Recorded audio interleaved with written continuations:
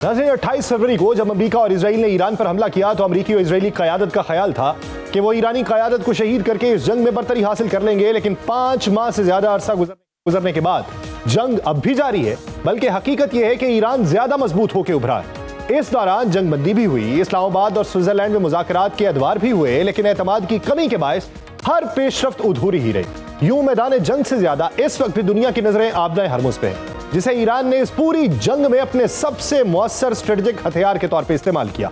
इस पूरे मंजरनामे में अमेरिकी वजीर खारजा मार्को रूबियो का ताजा बयान एक नई आलमी बहस को जन्म दे रहा है।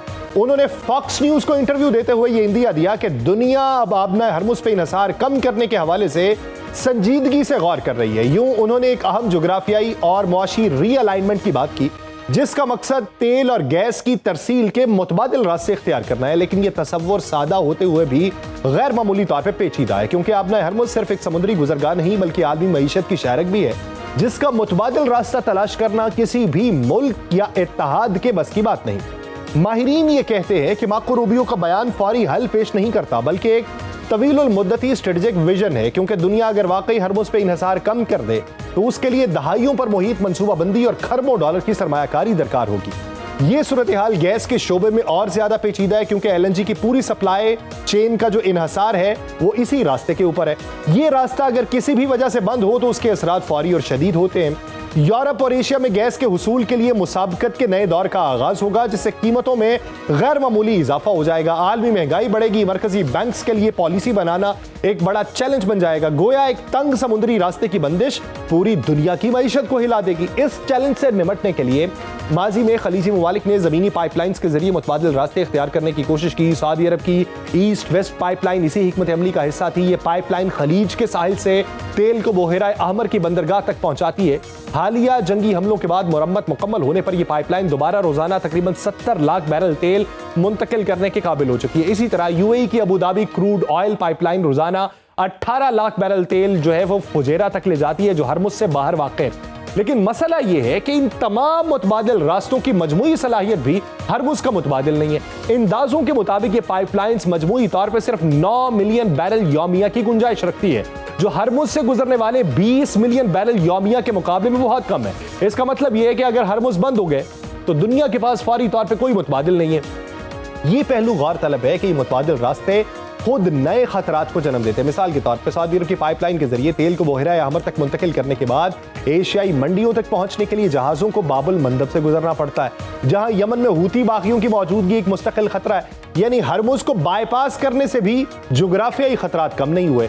जमीनी रास्ते भी मुकम्मल तौर पर महफूज नहीं, और माहिरीन के मुताबिक पाइपलाइंस और पंपिंग स्टेशन ईरान के लिए आसान टारगेट हैं, और माजी में उन पर ऐसे कई हमले हो चुके हैं जिन्होंने तेल की तरसील को मुतासिर किया। यूं देखा जाए तो मार्को रूबियो का बयान एक हकीकत की निशानदही करता है, और दुनिया हरमुज पे इन्हिसार कम करने की कोशिश भी कर सकती है और कर भी रही है, लेकिन हरमुज को मुकम्मल तौर पे बाईपास करना फिलहाल मुमकिन नहीं। ईरान ने इस जंग में एक कमजोर हरीफ होते हुए भी इस तंग बहरी गुजरगाह को एक ताकतवर हथियार में तब्दील किया, जिसने आलमी ताकतों को यह एहसास दिलाया कि जोग्राफिया किसी सूरत भी नजरअंदाज नहीं किया जा सकता। इसी मंजरनामे में बात करेंगे। हमें ज्वाइन किया है अक़वाम मुत्तहिदा में साबिक मुस्तकिल मंदूब और सफ़ीर रहे जनीवा और न्यूयॉर्क में, चीन और अमेरिका में पाकिस्तान के सफ़ीर रहे साबिक सदर आज़ाद जम्मू कश्मीर मेरी मुराद सरदार मसूद खान साहब। सरदार साहब बहुत शुक्रिया सर आपके वक्त का।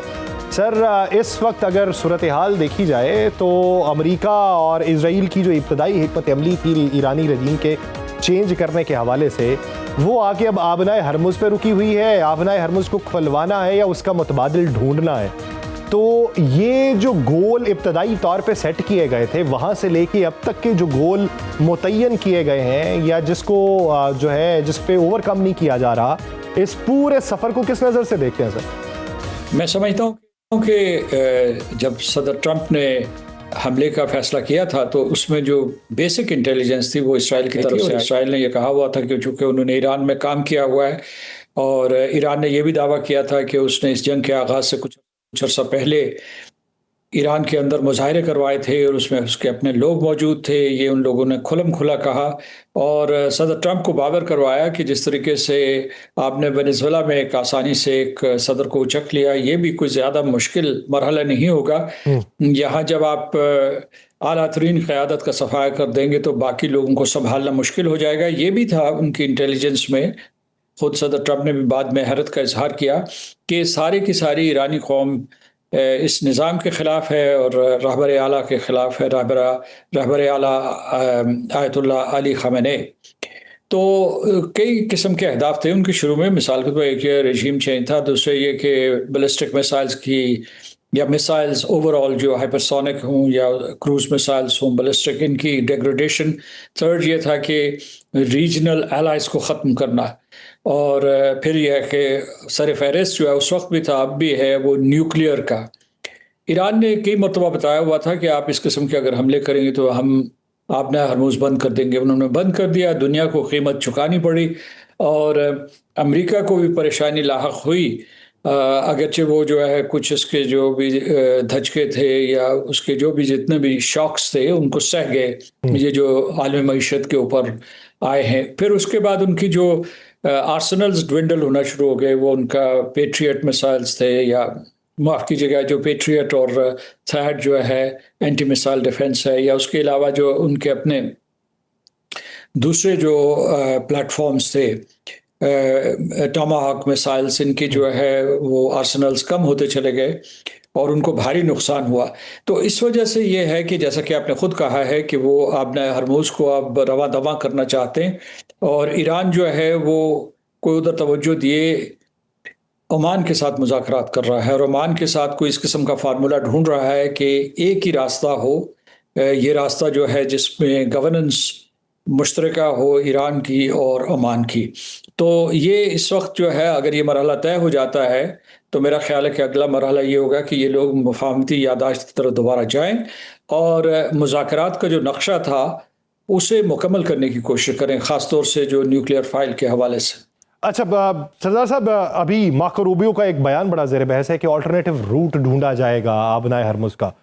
सर, हज़ारों साल से तो ढूंढा नहीं जा सका, सैकड़ों साल से भी ढूंढा नहीं जा सका। हाँ, दहाइयों से ये जो अरब ममालिक हैं उन्होंने ढूंढने की कोशिश की। अगर सऊदी अरेबिया को देखा जाए तो उसने एक रास्ता ढूंढा और रास्ता ढूंढ के आबनाए हरमुज़ को बाईपास कर लिया, लेकिन आगे फिर बाबुल मंदब पड़ता है। अगर ये अरब ममालिक की बात करें, ये जो खलीजी ममालिक जिसके अंदर कतर है, यूएई है, इन्होंने भी ढूंढने की कोशिश की, लेकिन वो कुली तौर के ऊपर ऑल्टरनेटिव रूट जो हैं वो 7 मिलियन बैरल से ऊपर तक नहीं जा सके, जबकि मजमूई एतबार से 20 मिलियन बैरल जो है उसकी गुजरगाह है आबनाए हरमुज़। तो वो ऑल्टरनेटिव रूट मार्को रूबियो के जहन के अंदर क्या है जिसे दुनिया नहीं अब तक समझ सकी? 3 रूट हैं। एक तो शुमाली रूट है जो ईरान के साथ जुड़ा हुआ है, दूसरा रूट ओमानी रूट है और तीसरा रूट जो है जिसका शायद वो जिक्र कर रहे हैं वो इंटरनेशनल रूट है और वो 28 फरवरी से पहले मौजूद था। जो ओमानी रूट है उसमें बुनियादी तौर पर ये जो इंटरनेशनल मैरीटाइम ऑर्गेनाइजेशन है, अक़वाम मुत्तहिदा की एक मुंसलिक बॉडी है, उसने और ओमान ने जो है उस साउथ की तरफ, जनूब की तरफ एक जो है एक रास्ता तलाश किया, राहदारी, जिसमें से जैसा कि आपने कहा कि मेरा ख्याल है 3 लाख से 5 लाख बैरल पर डे गुजर रहे हैं, जबकि जो है वहाँ से 28 फरवरी से पहले ये इसको तकरीबन 20 मेरा ख्याल है कि मैंने जो फिगर है वो गलत ली है, 2 to 3 million barrels per day अब जा रहे हैं, या 3 to 5 मिलियन डॉलर्स जा रहे हैं। लेकिन जो है उससे पहले जो था तकरीबन 20 मिलियन बैरल्स पर डे जो है यहाँ से जाते थे। तो ये जाहिर है कि वो राहदारी जो है इतनी मुतबादल राहदारी नहीं बन सकी। दूसरा, जैसे कि आपने कहा कि मुतबादल रास्ते तलाश किए गए हैं। जो सऊदी अरब है उसका जो है जो बहरा कुल्ज़म या रेड सी में जो यानपू पोर्ट है वहाँ अच्छा खासा तेल जा रहा है वहाँ से, लेकिन वो बाबुल मंदब के बंद होने की वजह से या हूथीज़ की धमकियों की वजह से वो उसमें जो है तरसीलात में कमी आई है। तो सर, आपने जो बात की ऑल्टरनेटिव रूट के हवाले से और आपने ओमान का तज़किरा किया कि ओमान के साथ बातचीत जारी है और फिर आपने IMO का भी हवाला दिया। सर, गुज़श्ता कुछ अरसे में IMO को एक रिपोर्ट सबमिट करवाई है ईरान ने और उसके अंदर IMO को ये कहा कि आप जिन बैनुल-अक़वामी राहदारियों की बात करते हैं और पानी के कवानीन की बात करते हैं, हम तो उस कानून का हिस्सा ही नहीं है। हम ना उसके बेनिफिशरी, ना उस कानून के अंदर, ना उस मेमोरेंडम में मौजूद है, ना उस एग्रीमेंट में मौजूद है, तो हमारे ऊपर तो इत्तलाक ही नहीं होता। तो इस वजह से वो उस जगह को रोकने के हवाले से इक़दामात करने के दर पे है। तो फिर ऑल्टरनेटिव रूट क्या होगा? देखिए, वो एक तरफा ऐसा नहीं कह सकते, क्योंकि जो United Nation Convention of the law of the sea है, वो सबके ऊपर मुंतबिक है और सब जो है उसके पाबंद हैं। लेकिन जो ये झगड़ा शुरू होने से पहले, यानी मुफाहमती याददाश्त के ऊपर दस्तखत होने के बाद जो झगड़ा शुरू हुआ था, तो उसमें ईरान ने ये इशारे दिए थे कि वो किसी किस्म के सर्विस चार्जेस वसूल करेगा, यानी मतलब टोल ना भी हुआ, लेकिन आर्जी तौर पर जो पहले 60 दिन थे उसके लिए वो समझ रहे थे कि अमेरिका ने तस्लीम कर लिया है कि वो उनकी हुक्मरानी रहेगी, उनकी गवर्नेंस रहेगी। अभी जो है मतलब आप दूसरे देखिए, एक सिंगापुर स्ट्रेट है, उसके बाद जो है स्ट्रेट ऑफ मलाक्का है, बॉस्फोरस है, तो वहाँ कुछ ना कुछ जो है माहौलियात के लिए, या मतलब जो माहौली आलूदगी होती है उसको ख़त्म करने के लिए, या कुछ किसी किस्म के और जो जहाज़ों के लंगर अंदाज होने के लिए करीब की बंदरगाहों में कुछ ना कुछ वहाँ होते हैं, जो है डॉकिंग के लिए होते हैं, वॉफेज के लिए होते हैं, इस किस्म के जो है ज़रूर कुछ चार्जेस होते हैं। तो शायद ईरान के जहन में वो हो। और दूसरी जो ईरान के जहन में जो बिल्कुल चीज़ खुलकर सामने आ चुकी है, जो उनके जो रहबर आला, मौजूदा रहबर आला के एक मुशीर ने ये कहा था कि अगर हमारे पास दर्जनों एटम बम होते, वो इतने मौसर ना होते जितना कि ये आबना हरमूज हुई है। तो ये उनकी स्ट्रेटेजिक बुलेट है, वो इससे दस्तबरदार होने के लिए तैयार नहीं है, क्योंकि इसी ने जो है पूरी की पूरी दुनिया की मईशत को यरगमाल बनाया और अमेरिका को भी मजबूर किया कि उनके साथ न सिर्फ मुज़ाकरात करे बल्कि बहुत सी रियायतें दे। तो इस वजह से वो जो है इसके ऊपर अपना तसल्लुत कायम रखना चाहते हैं।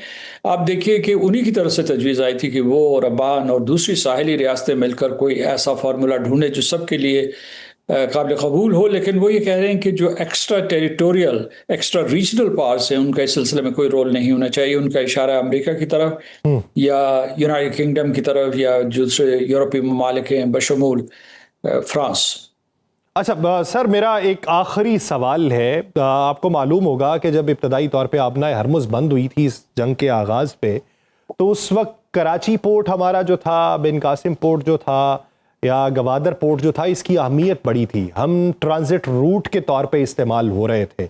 तो उस वक्त बातें ये हो रही थी कि पाकिस्तान जो है वो यूएई का मुतबादिल हो सकता है, वो चाबहार का मुतबादिल हो सकता है, लेकिन पाकिस्तान ने उसका फ़ायदा कितना उठाया, अपनी कैपेसिटी को किस हद तक इन्हेंस किया, ये क्वेश्चन मार्क है।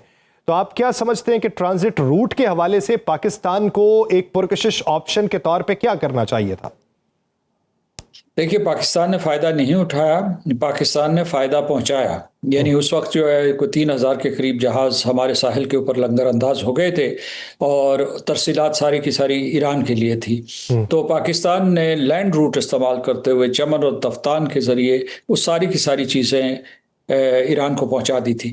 लेकिन उसके बाद ये आगे एक कॉन्सेप्ट, नया कॉन्सेप्ट आया कि जैसे चीन पाकिस्तान इक़्तिसादी राहदारी है, पाकिस्तान भी ईरान की तरफ और ईरान को इस्तेमाल करते हुए मशक़ी, माफ़ कीजिएगा, वस्ती एशिया और रूस के लिए एक राहदारी कायम कर सकता है, या ईरान से होते हुए तुर्की जा सकता है और फिर यूरोप के साथ मुंसलिक हो सकता है। तो ये एक तरीके से अमलन ये एक राहदारी बन तो गई। और फिर ये है कि ये भी गुफ्तगू हुई इसी ज़माने में, मतलब ये लोगों के दरमियान बहस व तमहीस हुई कि वो ये एक सोच थी कि किसी तरीके से यूँ किया जाए कि जो चाबहार और हमारे गवादर पोर्ट जो है, इनको एक किस्म का एक दूसरे के साथ मिलाया जाए, इनको कॉम्प्लीमेंटरिटी दी जाए, बजाय इसके कि इनको ये कहा जाए कि इनके दरमियान कोई मुसाबकत है या मनफी मुसाबकत है।